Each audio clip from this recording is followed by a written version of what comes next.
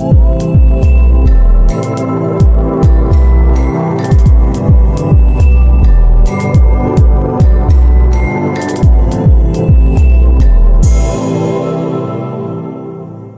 Hello guys, good morning to all of you. कैसे हो आप लोग? उम्मीद करता हूँ बहुत बढ़िया से होंगे, अच्छे होंगे और अपनी पढ़ाई को अच्छे तरीके से कर रहे होंगे, है ना। तो भाई बहुत माफी चाहूंगा, पिछले 2 दिन से वीडियोस नहीं आ रही है करंट अफेयर का। सर क्यों नहीं आ रही है? रीजन ये है स्टूडेंट्स कि हमारा टेक्निकल सिस्टम थोड़ा सा डिफॉल्ट कर रहा था और ये जो रिकॉर्डिंग सिस्टम है थोड़ा सा मिस डिस्प्लेसमेंट हो गया था और जिसकी वजह से वीडियोस नहीं आ रही थी। और हम ट्राई करेंगे, आज से हम रेगुलर वीडियोस डालेंगे और आपको इस वीडियो के बाद हम लोग एक सेशन चलाएंगे जिसमें आपको 2 वीक्स की जो है करंट अफेयर की वीडियोस जो है वो आपको लाइन टू लाइन मिलेंगी और 2 वीक्स को हम कंसाइज करके जो है वो एक मैराथन सेशन आपके लिए लेके आएंगे। ठीक है, चलिए तो आज का करंट अफेयर सेशन शुरू करते हैं। जो पिछले 2-3 दिन के करंट अफेयर है उसमें आज हम कवर करेंगे। ठीक है, तो माफी चाहूंगा इसलिए कि हम लोग रेगुलर वीडियोस नहीं आई 1-2 दिन से, तो मैंने आपको रीजन बताया। तो वैसे तो हम ट्राई करते हैं कि हम लोग डेली वीडियो डालें, लेकिन कभी कभी आपको पता है इलेक्ट्रॉनिक है, ऊपर नीचे होता है चीज, तो हम लोग ऐसा नहीं है कि कुछ मिस आउट करने वाले, हम बराबर चलेंगे अपने जितना भी हमने पढ़ा, जितने करंट अफेयर 2-3 दिन के थे हम लोग कवर करेंगे। ठीक है, चलिए शुरू करते हैं पहले करंट अफेयर के साथ। पहला क्वेश्चन देखते हैं, what is the expected total strength of the CISF after the creation of 2 new battalion in January 2025। Central industrial security force के बारे में, सीआईएसएफ के बारे में बहुत से लोगों ने सुना होगा और आमतौर पे ये बहुत पॉपुलर है इंडिया में। सीआईएसएफ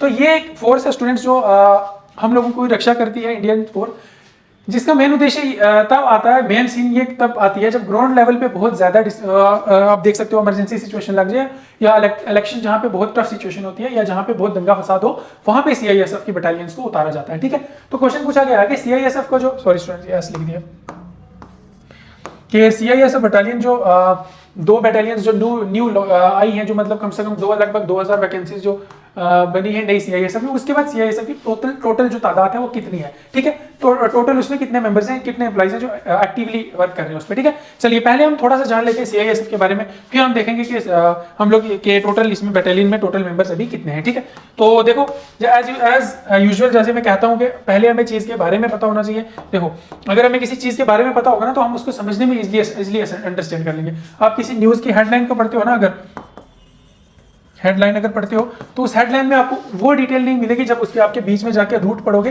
कि इस हेडलाइन का मतलब क्या है। ये तो सीआईएसएफ क्या पूछ लिया, तो एक हेडलाइन है, लेकिन आपको ये भी पता होना चाहिए सीआईएसएफ की हिस्ट्री क्या है, ये कैसे हमारा देश के बीच में, हमारे बीच में ये कैसे हमारे लिए इंपॉर्टेंट पार्ट है। ठीक है, सबसे पहले बात करें अगर सीआईएसएफ की तो इसकी फुल फॉर्म है central industrial security force, CISF. ठीक है, उसके बाद दूसरी अगर बात करेंगे तो ये यूनियन मिनिस्टर ऑफ इंडिया के द्वारा जो है इसको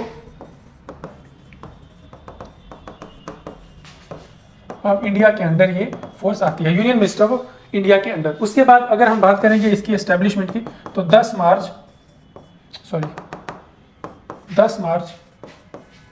1969 में ये जो है वो एस्टेब्लिशमेंट हुआ इसका, और जिसका मेन पर्पस ये था कि लोगों की जो ग्राउंड लेवल पे जाके लोगों के साथ एक सिक्योरिटी लेवल को और एनहांस करेंगे। ठीक है, उसके बाद अगर बैंकिंग पॉइंट ऑफ व्यू से देखें तो 14,331.9 करोड़ जो है वो इसका एनुअली बजट है सीआईएसएफ का। ठीक है, ये बैंकिंग वाले स्टूडेंट्स के लिए इंपॉर्टेंट पॉइंट है, हो गया। उसके बाद अगर बात करें कि इसमें सबसे बड़ा रैंक कौन सा है तो वो है स्टूडेंट डीजी का रैंक, डायरेक्टर जनरल, उसका रैंक है सबसे बड़ा। और इंडिया के जो सबसे पहले डीजी रहे हैं वो सरदार नंद सिंह रहे हैं और अभी करंट में जो है रजविंदर एस भट्टी है। ठीक है, रजविंदर एस भट्टी, तो आपको तो पता ही होगा, अभी सर्च भी कर लेना। तो अगर आपको फोर्सेस के ऊपर कुछ डिटेल वीडियो चाहिए कि इंडिया में किस तरीके की मिलिट्री फोर्सेस है, क्या है उनकी हिस्ट्री क्या, तो हम आपको डिस्कस करके आप कमेंट सेक्शन में लिख दें, हम डिस्कस करके उसके ऊपर वीडियो लेके आ सकते हैं। ठीक है, चलिए तो ये इतना समझ आ गया। अभी हम आपको आंसर पे जाते हैं कि 2 न्यू बटालियन बनने के बाद जो है कितनी तादाद हो गई है, कितने बंदे हो गए हैं सीआईएसएफ के टोटल एक्टिवली मेंबर्स। तो स्टूडेंट इसका जो आंसर है नियरली अप्रॉक्स 2 लाख के आसपास जो है टोटल स्ट्रेंथ अभी बताई जा रही है सीआईएसएफ की। ठीक है, रिपोर्ट देख लेते हैं।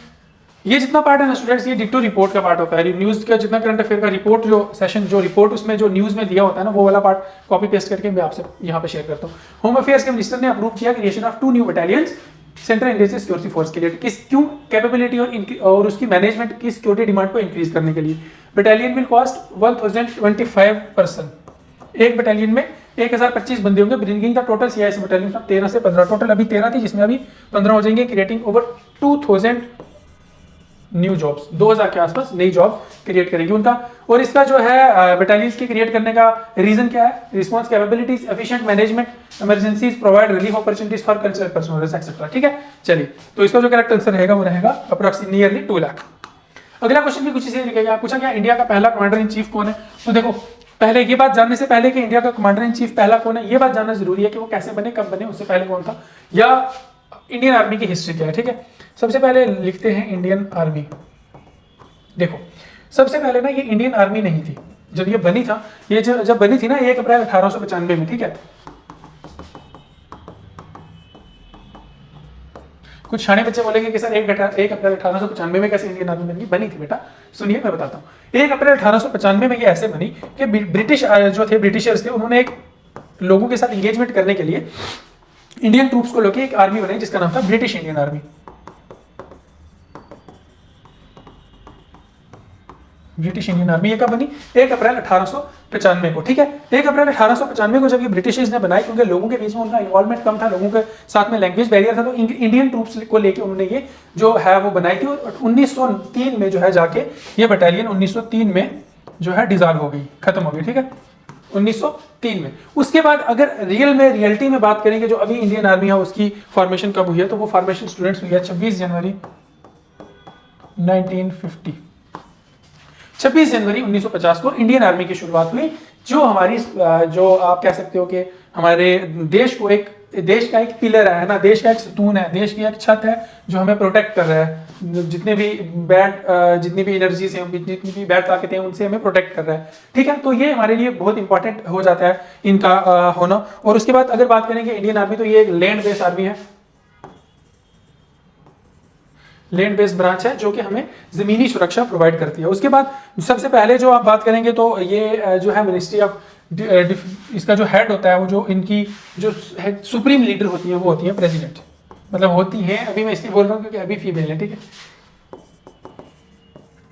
प्रेसिडेंट जो है वो इसका इंडियन आर्मी का सुप्रीम लीडर होता है। जो भी कुछ डिसीजंस, जो भी फैसले, जो भी जितना इंडियन आर्मी को किसी भी चीज में, किसी भी ऑपरेशन में कुछ काम करना है, तो वो प्रेसिडेंट ही अप्रूव करते हैं। उसके बाद अगर बात की जाए कि इनका मोटिव क्या है, या और एक बात और कहें कि 15 जनवरी को इसका जो है एनुअल डे मनाया जाता है इंडियन आर्मी का। ठीक है, तो एक और बात, सेवा परमो धर्म, सर्विस बिफोर सेल्फ, मतलब ये है इंडियन आर्मी का मोटो, उनका मोटिव, उनका एक उद्देश्य। ठीक है, क्या? सेवा परमो धर्म, खुद से पहले धर्म की, खुद से पहले देश की, खुद से पहले लोगों की सेवा करना। ठीक है, तो ये इनका मोटो है। और अगर बात की जाए, हम लोगों ने पीछे CISF पढ़ा, उनका है मोटो सिक्योरिटी एंड प्रोटेक्शन। ठीक है, चलिए तो ये था कुछ मेन पॉइंट। उसके बाद अगर बात की जाए अभी करंट प्रेसिडेंट कौन सी है, तो वो आपको बहुत अच्छे से पता है कि द्रौपदी मुर्मू है। तो क्वेश्चन के ऊपर चलते हैं। अगर तो क्वेश्चन ने पूछा कि पहले कमांडर इन चीफ कौन थे, तो स्टूडेंट पहले कमांडर इन चीफ थे general KM Cariappa. KM Cariappa, इन्होंने सक्सीड किया था किसको? Last British commander, Indian commander को, लास्ट जो ब्रिटिशर्स इंडियन कमांडर था किसको? FR बचर, FR बुशर को जो है इन्होंने सक्सीड किया था। ये जो है लास्ट ब्रिटिश ट्रूप के लास्ट इंडियन कमांडर थे। ठीक है, चलिए तो ये पहले बने, पहले इंडियन आर्मी के जो कमांडर इन चीफ बने थे वो जनरल KM करियप्पा बने। ठीक, उसके बाद अगर बात की जाए आर्मी डे के बारे में, तो 15 जनवरी को ये हर साल मनाया जाता है। लोगों को आर्मी के जो है अचीवमेंट्स और आर्मी के गैलेंट्री अवार्ड जितने भी जिन लोगों को मिले हैं, जो शहीद हैं या उनके जितने भी लोग आर्मी में सर्व कर रहे हैं, उनके बारे में बताने के लिए, लोगों में एक जागरूकता फैलाने के लिए, और ये जो है वो हर साल मनाया जाता है 15 जनवरी को आर्मी डे के नाम से। ठीक है, चलिए तो इसका जो करेक्ट आंसर है वो जनरल KM करियप्पा है। अगला क्वेश्चन है, सिंगापुर के प्रेसिडेंट जो है थर्मन शानमुगारथन जो है arrives in Delhi for 5 days state visit to India. When did, question पूछा कब वो जो है सिंगापुर के प्राइम मिनिस्टर जो है वो प्रेसिडेंट सिंगापुर के जो इंडिया में पधारे। ठीक है, सबसे पहले आपको बता दूं 15 जनवरी को वो इंडिया में आए। इंडिया में आने का मकसद, देखो कोई भी ब्यूरोक्रेट्स या कोई भी पॉलिटिशियन किसी कंट्री में, दूसरी कंट्री में जाता है, उसका मेन मकसद यही होता है कि दूसरी कंट्री के साथ अपने रिलेशंस को अच्छा करना। ठीक है, रिलेशंस को अच्छा करना, और दूसरा पर्पस हो सकता है कि वो शायद घूमने आया हो या कुछ उसके साथ एक्सटर्नल इंटरनल मैटर्स हो चुके हैं। तो कहने का मसला ये बात यह है कि वो जब आए हैं तो उन्होंने कहा कि मैं स्टेट्स विजिट करूंगा, प्राइम मिनिस्टर से मिलूंगा, प्रेसिडेंट से मिलूंगा और भी कुछ मिनिस्टर से, उनसे मिलकर 5 दिन का उनका स्टे है टोटल। तो वो जनवरी 15 को यहाँ पे इंडियन जो है न्यू दिल्ली एयरपोर्ट पे पहुंचे। जब उनको तो वेलकम किसने किया? Commerce and industry minister Jitin Prasad at the airport. Jitin Prasad जो कॉमर्स एंड इंडस्ट्री के प्रेसिडेंट है, उन्होंने उनको वेलकम किया। उसके साथ और भी काफी डेलीगेशन प्रेसिडेंट थे, जिनके साथ जो मेंबर ऑफ पार्लियामेंट और अदर ऑफिशियल्स थे। तो उन्होंने कहा कि वो अपनी प्रेसिडेंट की इसमें इस टूर में जो है प्रेसिडेंट द्रौपदी मुर्मू से मिलेंगे, प्राइम मिनिस्टर से मिलेंगे और उनको एक and host a banquet in his honour. ठीक है, he will also met Narendra Modi and external affairs minister एक्सेप्टर। ठीक है, चलिए। तो ये क्वेश्चन आ था कि कितने दिन के लिए आएंगे? 5 दिन के लिए। और कब आए हैं? 15 जनवरी को। चलिए, Diego Garcia is an island was recently seen in news in which ocean. Diego Garcia का आइलैंड है जो रिसेंटली न्यूज में देखा गया। किस वजह से? ये रीजन ये था कि 15 फिशर्समैन थे तमिलनाडु में, तो वो वहां पे ड्रेन कर रहे थे, मतलब वो किसी कारणवश जो है वो वहां पे उन्होंने वो अपनी संतुलन नहीं रख पाए, तो वो वहां पे बह गए। तो उसमें के उस कारण जो है ये आइलैंड जो है वो न्यूज में है। और इस आइलैंड का एक और खासियत है कि ब्रिटिशर्स के ट्रूप जो है वो इस आइलैंड पे कुछ टाइम तक रह के गए हैं। ठीक है, तो इस वजह से ये आइलैंड जो है ब्रिटिश के नाम से भी इंक्लूड है, वो आगे मैं बताऊंगा। तो ये डिएगो गार्सिया आइलैंड जो है स्टूडेंट्स, ये इंडियन ओशन में का जो है वो इंडियन ओशन में है। और अगर इसके बारे में बात करते हैं तो फिर तमिलनाडु के 15 फिशरमैन जो हैं वो रिपोर्ट किए गए drain near Diego Garcia in British Indian ocean territory. ठीक है, बाइट बोलते हैं इसको। For crossing the maritime boundaries Diego Garcia is the coral atoll largest and southern most island है क्यागो आर्किपेलागो। ठीक है, ये देखो, ये इंडिया का, ये है इंडिया का, और ये श्रीलंका, और यहाँ पे ये ऐसे वी शेप में ये पाया जाता है। ठीक है, और ये 44 स्क्वायर किलोमीटर का टोटल इसका डिस्टेंस है, 44 स्क्वायर किलोमीटर। ठीक है, चलिए। What is the name of second multi-purpose vessel MPV recently launched by Indian Navy? MPV second जो है वो इंडियन नेवी ने जो लॉन्च किया। आपको मैंने पहले भी बताया कि इंडियन नेवी के टॉपिक्स बहुत इंपॉर्टेंट है। जैसे आप मान के चलो कि वीक में तीसरे दिन के बाद, हर तीसरे दिन के बाद एक या तीसरे चौथे दिन के बाद इंडियन नेवी का कुछ एक ऐसा कारनामा जो है हमें देखने को मिलता है जो इस उनको एक हॉट टॉपिक बनाता है, एक बर्निंग टॉपिक बनाता है, जो करंट अफेयर के लिए बहुत इंपॉर्टेंट होते हैं। ठीक है, आप मेरे से लिखवा लो, इस बार के एग्जाम्स जो भी आपके आने वाले उसमें इंडियन नेवी के रिगार्डिंग क्वेश्चन जरूर आएंगे। ठीक है, चलिए। तो क्वेश्चन पूछा गया है कि सेकंड मल्टीपर्पज वेसल जो है एमपीवी रिसेंटली लॉन्च हुआ है किसमें? और ये डार्सन एंड टर्बो ने, DNT ने इनको लॉन्च किया है। ठीक है, तो ये इसका स्टूडेंट नाम है INS उत्कर्ष। ठीक, INS उत्कर्ष जो है वो लेटेस्ट सेकंड मल्टीपर्पज वेसल है। तो लार्सन एंड टर्बो ने इनको लॉन्च किया है multipurpose vessel INS Utkarsh for Indian navy at Kattupalli shipyard near Chennai. ठीक है, ये 106 मीटर लंबी और 106 metre long and 18.6 metre wide. मतलब लॉन्ग और वाइड कैसे? 106 मीटर लॉन्ग, ऐसे 18.6 मीटर वाइड। ठीक है, ऐसे 106, ऐसे 18.6। ठीक है, तो 106 मीटर लंबाई बहुत बड़ी होती है।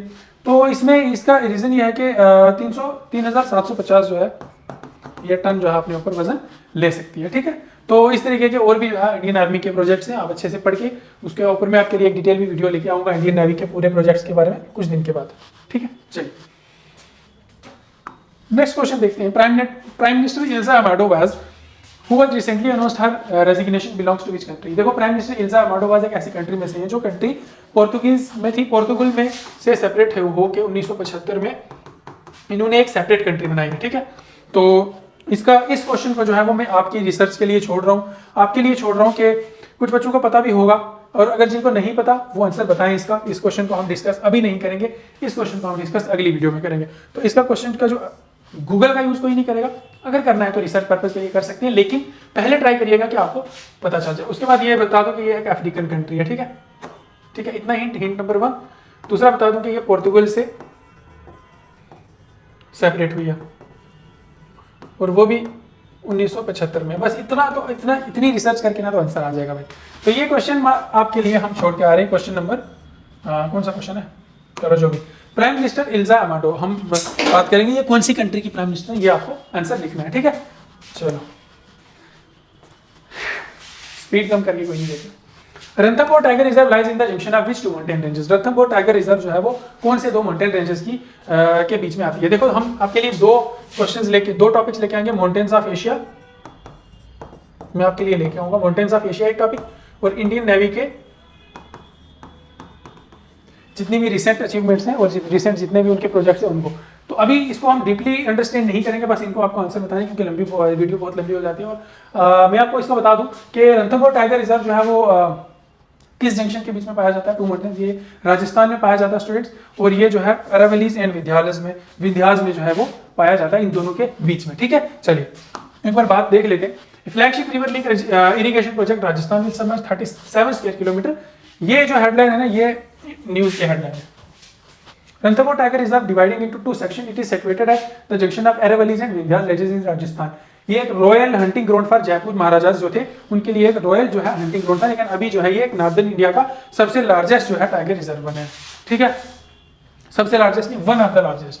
तो उसके बाद Chambal, it is bordered by the Chambal river in the south and Banas river in the north. Ranthambore fort is a, Ranthambore fort जो है वो यूनेस्को की जो हेरिटेज, वर्ल्ड हेरिटेज लिस्ट है उसमें भी है। ठीक है, चलिए तो ये क्वेश्चन आपको याद रहेगा, ये वाले 2 टॉपिक्स में लेके आऊंगा आपके लिए, मुझे याद करवाइएगा, लेकिन मैं आपके लिए लेके आऊंगा, आप जरूर से देखिएगा। ठीक है, चलिए Nag MK2 missile is developed by which organisation. Nag MK2 missile जो है वो किस ऑर्गेनाइजेशन ने बनाई है और क्यों बनाई है? देखो, नाग MK2 ऑर्गेनाइजेशन जो है इंडियन आर्मी की मिसाइल है, जिसको DRDO ने बनवाया है। ठीक है, DRDO ने बनाया, defence research and development organisation. ठीक, इन्होंने एक मिसाइल ऐसी बनाई है जिसका नाम MK2 मिसाइल है, जो विदाउट ह्यूमन जो है वो प्रोसेस होगी और उसके जो है टेक्निक बहुत ही एडवांस्ड लेवल की होंगी। ठीक है, तो आप कह सकते हो कि बिना जान गवाए जो है वो उसकी यूज जो है वो किया जा सकता है। ठीक है, चलिए कुछ देख लेते हैं उसके बारे में रिपोर्ट। रक्षा मंत्री ने DRDO को कांग्रेचुलेट किया किसके लिए? Field evaluation trial of Nag MK2 missile. Nag MK2 missile के फील्ड ट्रायल के लिए उनको कांग्रेचुलेट किया। नाग MK2 missile is the 3rd generation indigenously developed by anti-tank fire and forget guided missile. It is developed by Defense Research and Development Organization. It features fire and forget technology for precision targeting, minimal operation intervention. ठीक है, प्रिसाइजिंग target मतलब जैसे ये एक ऐसा है जैसे मतलब कि जहाँ पे टारगेट किया वहीं पे ये जो जाके वहाँ पे होगा, ये एक ऐसी एडवांसमेंट लेवल की है। और इसकी कुछ एक और वो मैं बता दूं कि ये इतने नेक्स्ट लेवल के, इसमें कोई भी इन ह्यूमन कोई भी इसमें नीड नहीं है, ये खुद से सेल्फ प्रोक्लेड है। ठीक है, चलिए अगला क्वेश्चन देखें। इसका आंसर बता दिया ना, हाँ, defence research organisation development organisation DRDO। What is the name of programme launch to provide seamless immigration facilities to airport? क्या प्रोग्राम का नाम है जो इमिग्रेशन के टाइम जितने भी फॉरेन जितने भी लोग जा रहे हैं उनकी इमिग्रेशन प्रोसेस को, आपको पता है कितना लंबा 4-5 घंटे का झंझोल जो था वो खत्म करने का एक प्रोसेस जो है वो किया है किसने? Union minister home minister Amit Shah ने जिसको इनॉग्रेट किया है कुछ स्टेट्स में, मैं आपको बताऊंगा कौन सी स्टेट से। तो उसका जो है वो मिशन का नाम क्या है, प्रोग्राम का नाम क्या है? तो trusted travel programme, fast track immigration programme, fast tracking immigration trusted travel programme, या इमिग्रेशन सिक्योरिटी सेफ्टी प्रोग्राम। तो इसका आंसर है students option C, fast track immigration trusted travel programme. ठीक है, इस प्रोग्राम के तहत आपकी जितनी भी इमिग्रेशन है वो ऑनलाइन मोबाइल के थ्रू होगी और आपको बहुत कम समय में अपना जो है टाइम ज़ाया नहीं करना पड़ेगा एयरपोर्ट पे, और बहुत कम समय में आपकी जो है इमिग्रेशन वो हो जाएगी। ठीक है, चलिए पढ़ते हैं question. Inauguration of fast track immigration, Union Home Minister Amit Shah inaugurated the fast track immigration trusted travel program on 16 January 2025 at airports in Mumbai, Chennai, Kolkata, Bangalore, Hyderabad and Cochin and Ahmedabad। 1, 2, 3, 4, 5, 6, 7 airports में जो है वो ये launch हुआ है FTITTP। और इसका objective क्या है? Programme aims to provide seamless and secure world class immigration facilities for international travellers. ठीक है, तो ये कुछ लोगों की सहूलियत के लिए जो काम किया है, ये इसको इनॉग्रेट किसने किया? अमित शाह जी ने। Next question, US has removed sanction of which of the following Indian entities in January 2025? किस इंडियन एंटिटीज में से जो है यूएन ने सैंक्शंस हटा दिए हैं अभी रिसेंटली, जो वो सैंक्शंस जो कोल्ड वार एरा के टाइम पे लगे थे, कोल्ड वार के टाइम पे जो सैंक्शन लगे थे यूएस की तरफ से, वो अभी कुछ जो है सैंक्शंस है वो साइंस एंड टेक्नोलॉजी के रिगार्डिंग है, और उसको हटा के इंडिया और यूएस मिल के जो है वो साइंस एंड टेक में एडवांसमेंट ला सकते हैं। तो वो है option B, BARC, IREL and IGCAR. तो ये क्या है प्रोजेक्ट, पढ़ते हैं।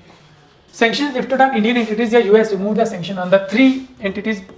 Bharat atomic research centre BARC पे था, Indian rare earth limited IREL पे, and Indian Gandhi centre for atomic research IGCAR. ठीक है, तो ये कुछ सैंक्शंस थे इन पे के यही हो था कि हम लोग मिलके काम नहीं कर पाएंगे, कुछ इस टाइप के सैंक्शंस तो अभी तोड़ दिए गए यूएस के तरफ से।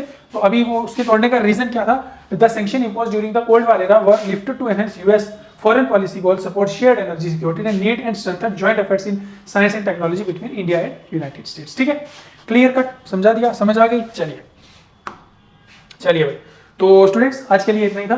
तो मिलते हैं अगली वीडियो में, यही करंट अफेयर थे पिछले 2-3 दिन में। अगली वीडियो में मिलेंगे हम आपसे, और जिसमें हम आपके लिए पूरा मैराथन लेके आएंगे पूरे वीक का, ठीक है।